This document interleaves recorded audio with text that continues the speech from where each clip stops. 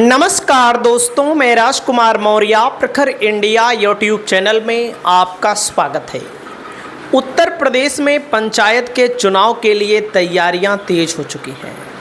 आज की इस वीडियो के माध्यम से आप सभी साथियों को बताने जा रहे हैं कि पंचायत के चुनाव में चाहे ग्राम प्रधानी का चुनाव हो या जिला पंचायत सदस्य वीडीसी का चुनाव हो, कौन कौन से दावेदार चुनाव नहीं लड़ पाएंगे। पूरी वीडियो को देखिए। आपकी जो भी राय हो दोस्तों, आप अपनी राय को कमेंट करिएगा, क्योंकि पंचायत चुनाव के लिए इस समय सरगर्मी तेज हो चुकी है। प्रचार प्रसार का अभियान तेज हो चुका है। वर्तमान के जो प्रधान हैं वे लोगों को बड़े बड़े लुभावने वादे कर रहे हैं, जो कि 5 सालों में कुछ नहीं कर पाए।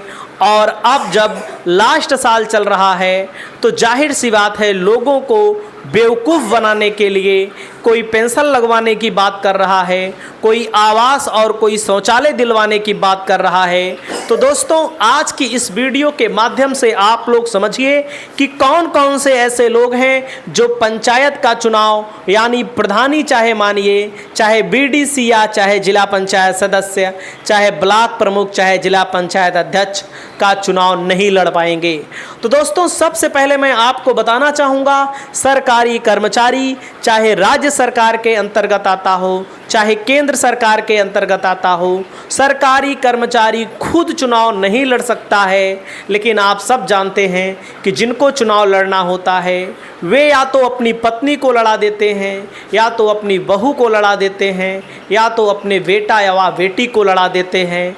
तो कहीं ना कहीं सरकारी कर्मचारी तो खुद नहीं लड़ सकता, लेकिन किसी ना किसी को लड़ा सकता है भले। तो पहला नियम है कि सरकारी कर्मचारी चुनाव नहीं लड़ सकता है। वहीं पर दोस्तों, मैंने शुरू में भ्रष्टाचार की बात कर दी, क्योंकि बहुत सारे प्रधान भ्रष्टाचार में संलिप्त हैं। बहुत सारे लोग पकड़े भी गए, बहुत सारे लोगों के खिलाफ रिकवरी भी हुई। तो भ्रष्टाचार या अविश्वास के लिए अगर किसी की प्रधानी बर्खास्त कर दी गई है, तो वह भी व्यक्ति पंचायत का चुनाव हो, पंचायत के चुनाव में चाहे प्रधानी की बात करें, चाहे ब्लॉक प्रमुख या जिला पंचायत अध्यक्ष या जिला पंचायत सदस्य या वीडीसी, किसी का भी चुनाव नहीं लड़ सकता है और आने वाले 5 सालों तक नहीं लड़ सकता है। वहीं पर अपराध में कोई भी व्यक्ति, जैसे बलात्कार के मामले में, हत्या के मामले में, घोटाले के मामले में अपराधी घोषित हो चुका है, अपराध के तहत उसको सजा दी जा चुकी है, तो वह भी व्यक्ति हमारे संविधान के अंतर्गत चुनाव नहीं लड़ सकता है।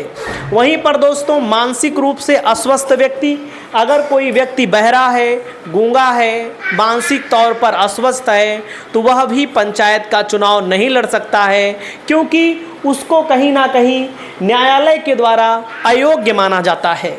वहीं पर उसके अंदर निर्णय लेने की क्षमता नहीं मानी जाती है, इसीलिए व्यक्ति चुनाव नहीं लड़ सकता है। वहीं पर दोस्तों, अगर कोई व्यक्ति दिवालिया है, दिवालिया का मतलब जिस व्यक्ति के पास संपत्तियां इतनी कम हैं कि उसके दायित्व इतने बहुत ज़्यादा हैं कि उसकी सभी संपत्तियों को बेचकर उसे दायित्वों का, यानी कि उसके कर्जों का भुगतान नहीं किया जा सके, वह दिवालिया होता है और दिवालिया न्यायालय के द्वारा घोषित किया जाता है। तो यह भी चुनाव नहीं लड़ सकता है। वहीं पर दोस्तों, पंचायत के कर्जदार, पंचायत के कर्जदार में पंचायत में बहुत सारे लोग पैसा ले लेते हैं, बिजली का बिल नहीं जमा करते हैं, सहकारी समितियों में, बैंक में पैसा ले लेते हैं और पैसा नहीं जमा करते हैं। तो उन लोगों को भी चुनाव लड़ने का अधिकार नहीं है, उन लोगों को भी चुनाव नहीं लड़ने दिया जाएगा। जिनका बिजली का बिल बकाया है, पंचायत का कोई पैसा बकाया है, बैंक या सहकारी समिति सरकारी संस्थाओं से लोन लेकर भुगतान नहीं कर रहे हैं, तो वैसे लोगों को पंचायत चुनाव नहीं लड़ाया जाएगा। वहीं पर दोस्तों, मैं आपको बताना चाहूँगा, पंचायत के ठेके या लाभ में हिस्सा लेने वाला कोई ठेकेदार होगा, सप्लाई एजेंट होगा, लाइसेंस कमीशनदार आदमी होगा, उसे भी पंचायत का चुनाव नहीं लड़ने दिया जाएगा। सरकार का यह नियम है। वहीं पर पिछले चुनाव में अगर कोई व्यक्ति चुनाव का खर्चा ना दिया हो, खर्चे का ब्यौरा ना दिया हो, तो उसके खिलाफ भी कार्यवाही होगी। आने वाले 3 सालों तक चुनाव नहीं लड़ सकता है। अगर कोई व्यक्ति पिछला चुनाव लड़ा और पिछले चुनाव में कोई गलती की और खर्चा नहीं दिया, अगला नाम आता है झूठे जाति प्रमाण पत्र। बहुत सारे लोग ऐसे होते हैं कि झूठे जाति प्रमाण पत्र बनवा लेते हैं, एफिडेविट बनवा लेते हैं। अब तो सरकार की तरफ से नियम अब की बार रहेगा कि ओरिजिनल सर्टिफिकेट लगेगा जाति प्रमाण पत्र का, एफिडेविट पर काम नहीं होगा, क्योंकि SC ST OBC के लिए आरक्षित सीटें होती हैं।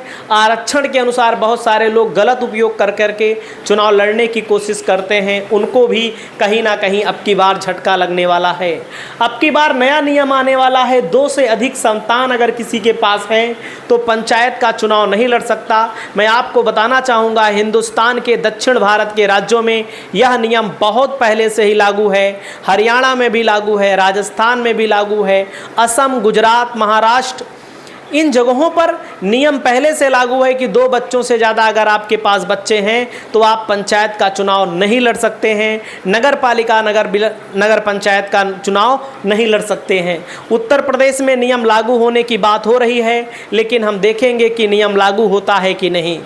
अगला नंबर आता है शौचालय ना होना। अगर आपके पास कोई शौचालय नहीं है तो आप पंचायत का चुनाव नहीं लड़ सकते हैं। इसके लिए बाकायदा आपको शौचालय के लिए प्रमाण पत्र लगाना होगा, और प्राइवेट और जो शौचालय हो कार्यशील का मतलब उसमें आप टॉयलेट करने जाते हो। अगला नंबर आता है विधानसभा के और संसद के सदस्य। जैसे आप सभी को पता है, उत्तर प्रदेश में 2027 में विधानसभा का चुनाव है। बहुत सारे विधायक चुनाव हार जाएंगे, बहुत सारे विधायकों को टिकट नहीं मिलेगा, कोई भी पार्टी हो। तो क्या कोशिश करते हैं कि जिला पंचायत अध्यक्ष ही लगा ले, ब्लॉक प्रमुखी लगा ले। तो जाहिर सी बात है, अगर कोई वर्तमान का विधायक है अपने परिवार में भले लड़ा सकता है, लेकिन खुद वह जिला पंचायत अध्यक्ष नहीं बन सकता। बनने से पहले उसको, चुनाव लड़ने से पहले उसको इस्तीफा देना पड़ेगा। बनने की बात छोड़िए, चुनाव लड़ने से पहले, जैसे कोई सांसद होता है विधायकी का चुनाव लड़ लेता है, इस्तीफा नहीं देना पड़ता उसको। विधायक होता है सांसदी का चुनाव लड़ लेता है, इस्तीफा नहीं देना पड़ता है उसको। तो यहाँ पर पंचायत के चुनाव में अगर आपको प्रधानी ही क्यों ना लड़नी हो तो आपको इस्तीफा पहले देना पड़ेगा, बाद में नहीं कि आप प्रधानी जीत जाएंगे तो विधायकी से इस्तीफा दे देंगे, आप जिला पंचायत अध्यक्ष बन जाएंगे तो विधायकी से इस्तीफा दे देंगे। ये नियम नहीं लागू होता है। वहीं पर दोस्तों, अन्य पंचायत में अगर कोई सदस्य है, जैसे आप अपनी ही पंचायत से चुनाव लड़ सकते हैं, ग्राम सभा में ही, अपनी ही ग्राम सभा से, लेकिन जिला पंचायत सदस्य का चुनाव आप कहीं और से भी लड़ सकते हैं, पूरे ज़िले में चाहे जहां से लड़ सकते हैं, और BDC का चुनाव पूरे ब्लॉक में चाहे जहां से लड़ सकते हैं। तो ये नियम है। वहीं पर मैं आपको बताना चाहूँगा दोस्तों, पंचायत के चुनाव को लड़ने से पहले आपको मैं बताना चाहूँगा कि अब की बार खबर आ रही है कि जिला पंचायत अध्यक्ष का चुनाव, ब्लॉक प्रमुख का चुनाव जनता से हो सकता है, लेकिन इसमें अभी सरकार देखते हैं क्या निर्णय लेती है। बाकायदा अगर आपको नामांकन कराना है तो आपको नोड्यूस सर्टिफिकेट, जाति प्रमाण पत्र, शिक्षा प्रमाण पत्र, मानसिक स्वास्थ्य प्रमाण पत्र, यदि अयोग्यता पर विवाद हो तो जिला निर्वाचन अधिकारी और न्यायालय में आवेदन कर लीजिए। और मैं आपको बताना चाहूँगा, पंचायत का चुनाव बहुत ही महत्वपूर्ण है, क्योंकि 2027 में उत्तर प्रदेश में चुनाव होना है। आपकी क्या राय है? आप अपनी राय को बताइए। बहुत बहुत धन्यवाद।